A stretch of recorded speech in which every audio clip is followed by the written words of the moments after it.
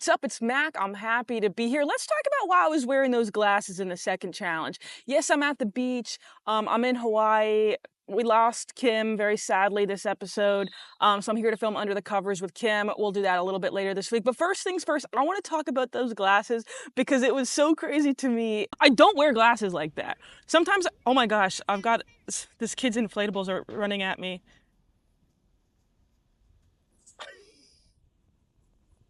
I thought I was about to get mowed down by an inflatable. If once again you're listening to the podcast version of this, shout out to you. Thank you for doing that. I guess even the video version you didn't see it, but there was a big inflatable spinning straight toward me for the past 15 seconds. So that's why you heard some silence there if you're not on the video version. If you are on the video version, you also didn't see it happen because it happened behind the camera.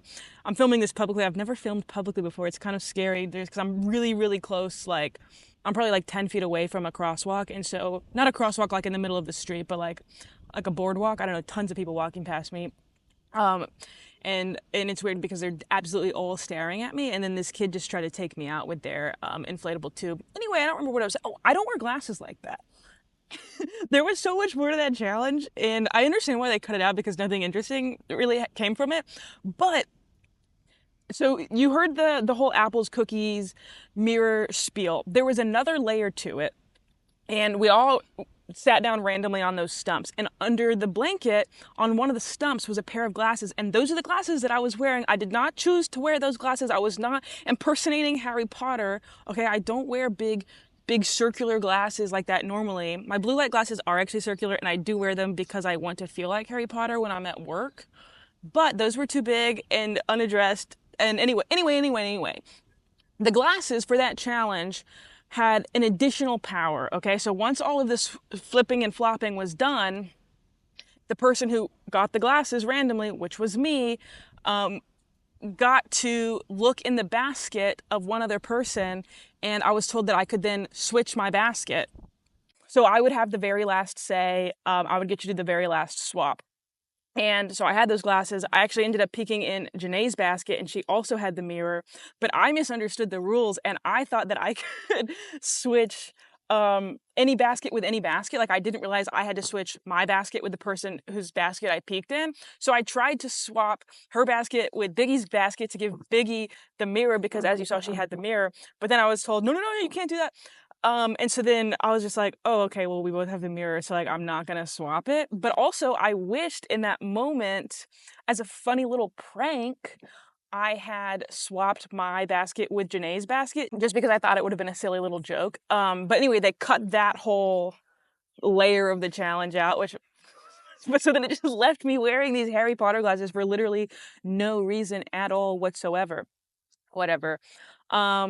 Do you think I look good in the glasses? Let me know in the comments. This is very important to me because I felt like a big dork. And I don't love feeling like a big dork unless it's on my terms. And those were not my terms. Anyway, I'm so far out of order at this point since I started with challenge number 2, but I'm just going to go ahead and address the rest of challenge 2 for a second. One, it's funny because every person ended up with what they had originally. The only thing that swapped were the apples, and they swapped around. I also didn't realize that Rick touched all 3 of the rotten apples. I just think that's kind of funny. But yeah. Then Janae, because we both got the mirrors, got to go into the forest a little deeper. We got to follow the breadcrumbs, Hansel and Gretel style. And what was funny is, like, you see Heidi Klum on that mirror, blah, blah, blah, who's the fairest of them all. For us, that was an iPad. There was not a mirror there, which is so funny. Like, it's so funny seeing TV magic like that. Like, it was literally just like a guy holding up an iPad with a pre-recorded Heidi Klum like saying that thing, and then they obviously like superimposed it onto a mirror later for the show. But I don't know, that was just a funny little TV magic moment for me. I had no idea who Heidi Klum was. I know who Heidi Klum is vaguely, like I know she was like a Victoria's Secret, whatever. But in that moment, I had some woman was just staring me down as I was talking about Heidi Klum. Anyway, I did not recognize her at all, like literally at all. Didn't know she was from Germany, didn't know anything like that. I knew we were in Germany, so that wasn't really a problem. That didn't help me at all. But had no idea who she was, and that's on me. Because I think maybe that was like the most definitive clue that we got, because I think she is from Munich. Let's talk about the clues real quick.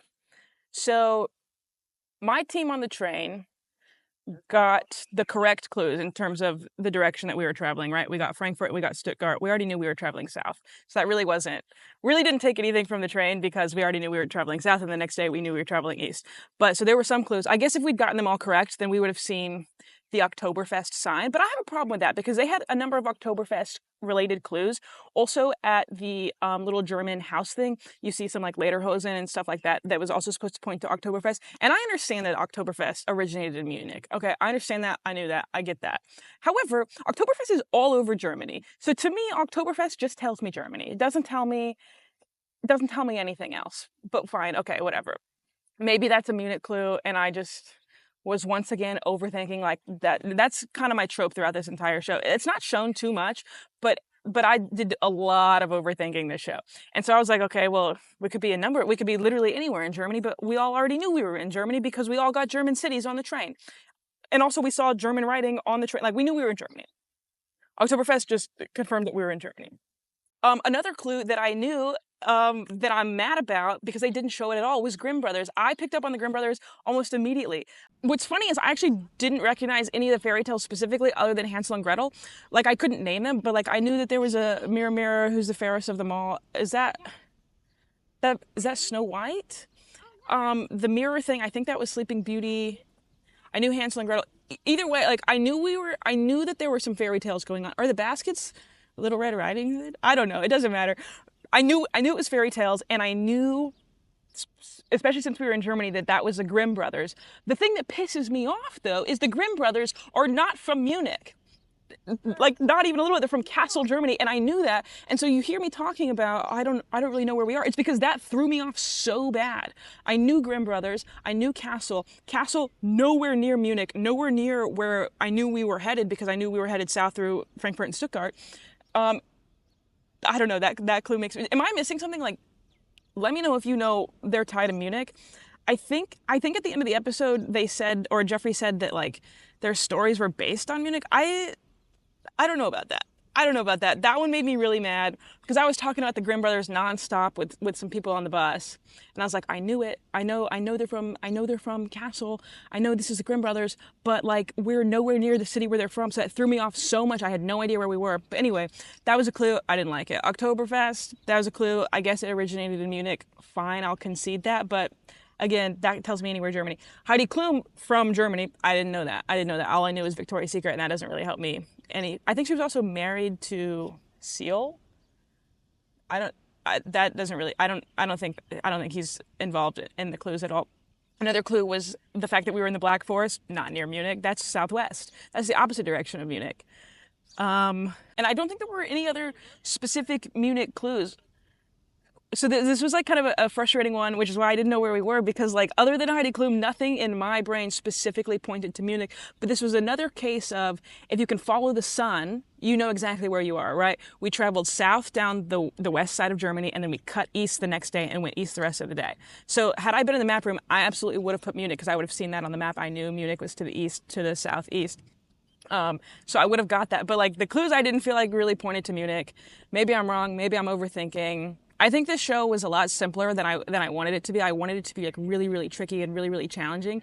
And so I just overthought everything. And maybe that's on me. Like, but yeah, the sun was really kind of the only thing you could have relied on in this episode, I think. I don't know. Maybe I missed something. I'm going to adjust.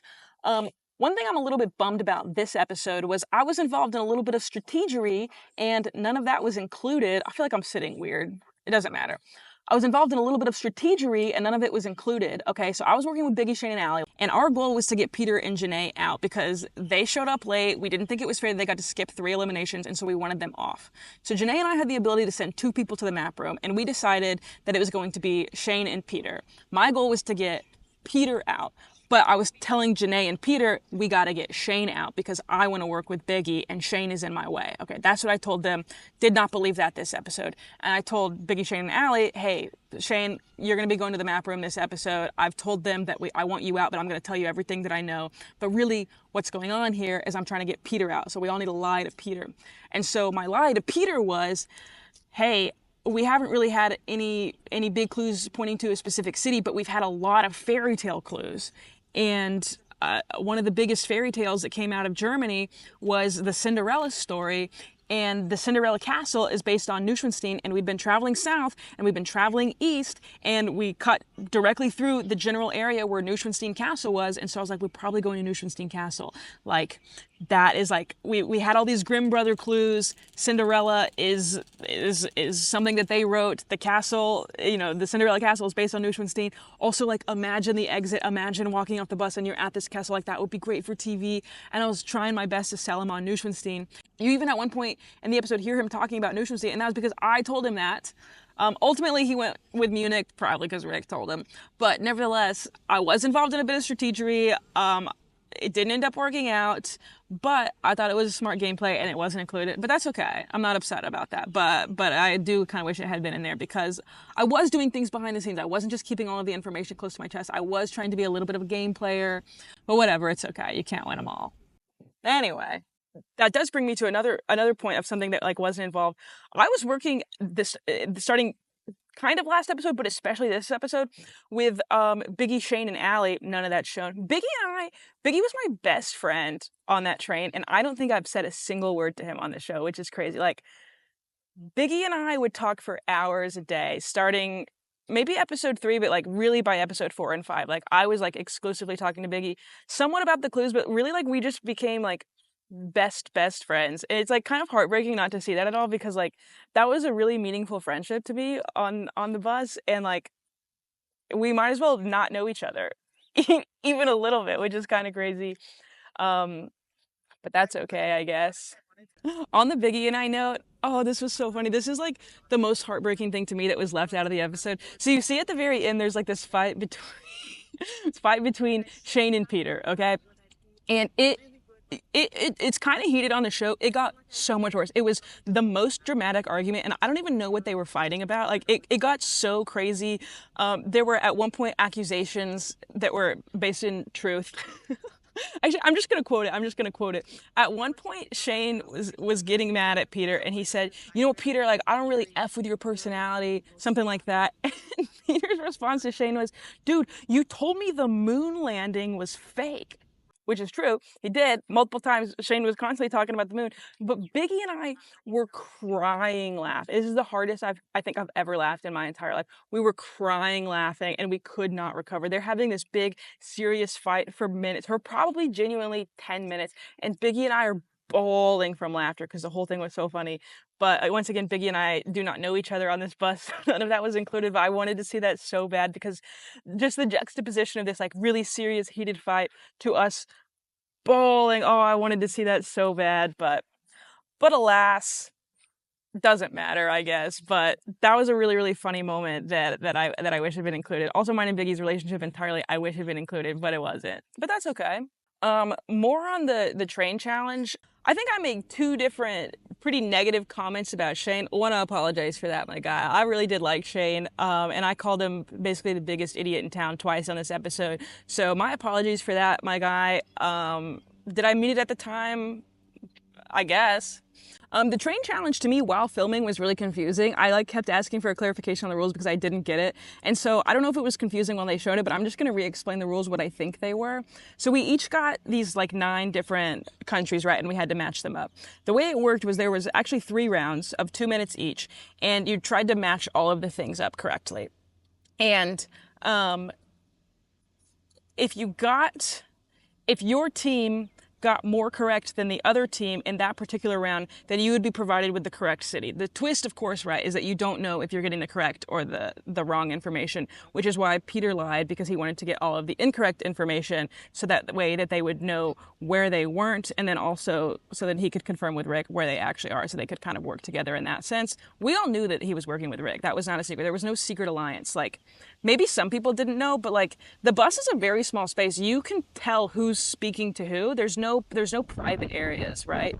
We're in the middle of a sandstorm right now, a windstorm. Anyway, so anytime anybody was spending a lot of time with someone, you're like, they're probably working with them. So a lot of us pretty quickly picked up on the fact that Rick and Peter were working together. That was not a secret. Maybe some people didn't realize that. Maybe some people thought that Rick was just being friendly. I don't know. I thought it was obvious, but whatever. So each round you would, if you got more correct than the other team, you would be provided with the correct city through which we were driving. And then if you got all 9 correct, you'd be taken up to the glass top to see the correct location. Okay, that's how the train challenge worked. It was a very long day, but it was cool walking through the forest, even just for a couple minutes without goggles on. Like, I've talked a lot about how the sensory deprivation was like wild because like you can't really see anything, but this episode was like probably the most goggleless we got to be. All it really told anybody was that we were in Germany, which I don't think was a question really in anybody's mind. It was possible we would train out of Germany, of course, and go south, but we all knew we were in Germany. We knew, I think everybody knew we'd started in Amsterdam, and we knew which way we'd driven, and then we knew we were going south the entire time, and the next day on the bus we knew we drove east.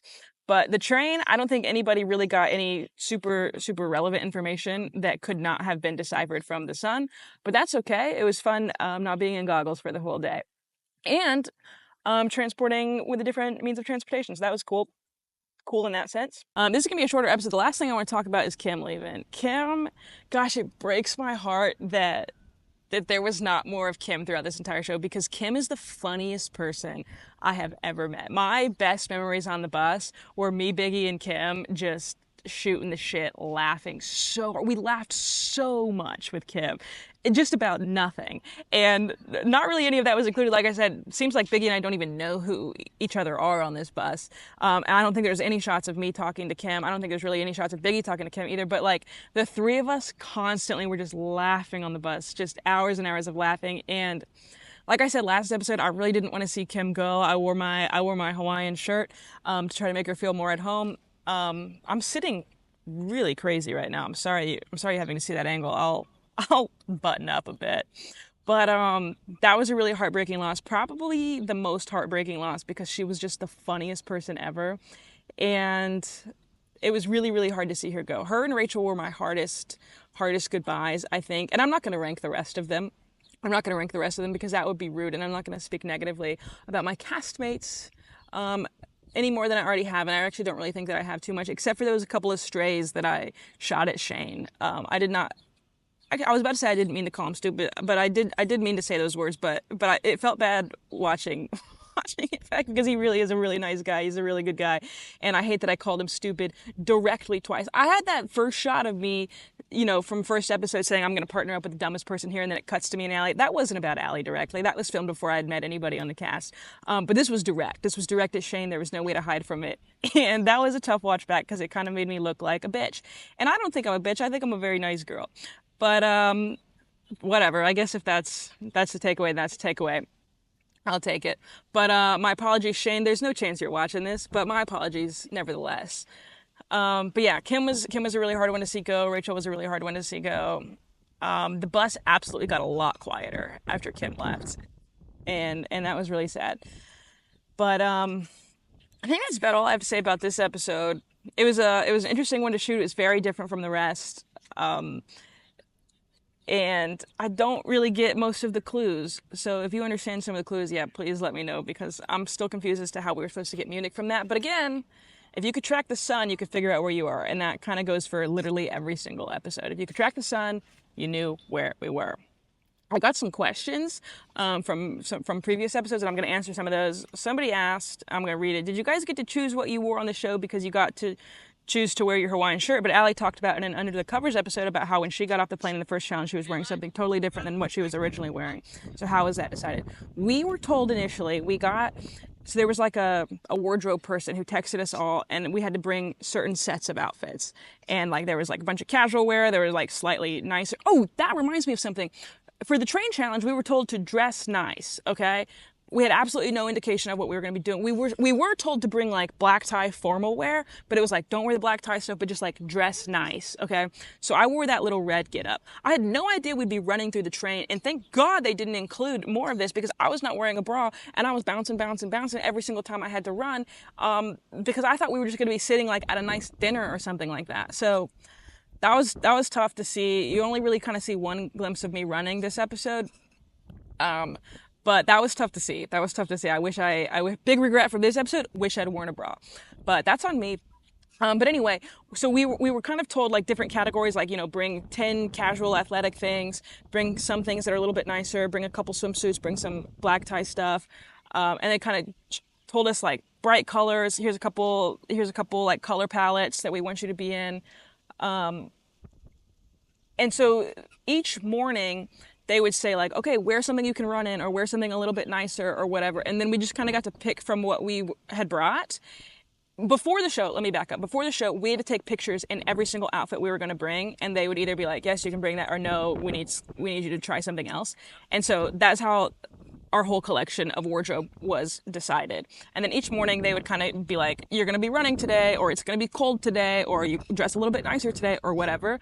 And then they would take a picture. There would be like a producer each morning that would take a picture of what we had decided to wear, and they would text it to somebody, I don't know who. And then that somebody would either tell us yes or no, you can wear that, and then we would wear that for the rest of the day. But they wouldn't give us any indication really of what we were doing, other than like, we sometimes knew that we would be running because they were like, wear running shoes. But for this challenge, they did not tell us to wear running shoes, and they especially did not tell us to wear a bra. But the reason Allie had to change is kind of funny. She and Rachel were both in outfits that had been approved. But as you probably know, we had to be mic'd up always. Like, we're mic'd up in the bathroom. We're mic'd up constantly. We're never not mic'd up unless we're taking a shower. And whatever Rachel had chosen, I never saw it because I was blindfolded the whole time, but apparently it was rubbing against the mic really bad, and so it was messing with the audio. So Rachel had to change very last second, and she ended up putting on a pink shirt, pink skirt, which is what you see her wearing. But Allie was already wearing pink shirt, pink skirt, and so they didn't want the two of them to be matching. So Allie, on the plane, had to change into one of the producer's shirts, white shirts. And so that's why you see Allie in, or maybe Allie was wearing white on white. Either way, their outfits matched, and then Allie had to change so that they wouldn't match. But so normally we got to pick exactly what we wore, except we would kind of get the thumbs up, thumbs down situation. And that was kind of the only situation like that where she essentially had no control over it. So that's the wardrobe question. Another question I got was, how did you originally think that the producers and editors portray you as? I think they meant like, how did you think they were going to portray you? I knew I was going to be smart. I knew that like I had traveled Europe the most, and I had the most, among the most top 2 or 3 in terms of like geographical knowledge. So I knew that that was kind of going to be my trope. I also thought that they were going to show me being a lot more bitchy. So really you kind of only see me calling Shayne dumb twice this episode. Sorry, Shayne, once again. And you see me saying I'm going to partner up with the dumbest person here at the beginning. I really thought there was going to be a lot more of that because I really, unfortunately, was speaking pretty negatively regarding the intellect of most of my castmates. Not anything about them as people. I really liked everybody as people, but I thought I was kind of going to be like cocky in that sense. And I thought we were going to see a lot more of that. Other than that, I thought they were going to portray me as being very silly because I'm a very silly girl. I'm such a silly girl. But we don't really see any of that. Other than that, I think I'm mostly there kind of explaining the clues. Like, I think they do have me as like the brainy, smart one playing a solo game. I think that's kind of my trope, and I'm okay with that. But yeah, I thought that's how they were going to train me. I thought I was going to get a lot more silly. I did receive some other questions, but I am not legally allowed to answer them, so I will not do that, unfortunately. Yeah, I think that's a wrap for this episode. Please subscribe. Please comment if you have any other questions. Once again, I'll answer them if I'm not legally barred from doing so. Like, subscribe, whatever. Also, check out Under the Covers because we're shooting with Kim. And I can tell you right now, we haven't filmed it yet, but I can tell you right now it's going to be the best one yet. Also, be sure to watch Destination next episode because it's going to be a really cool one. I think it's going to be super different from this last one in terms of like the challenges that we do, and I think it's going to be really, really cool. So I'm really excited to watch it. Thank you for tuning in. I think my phone is about to blow over from this wind, so I'm gonna check out. Thank you much. Thank you so much if you've stayed this long, and aloha.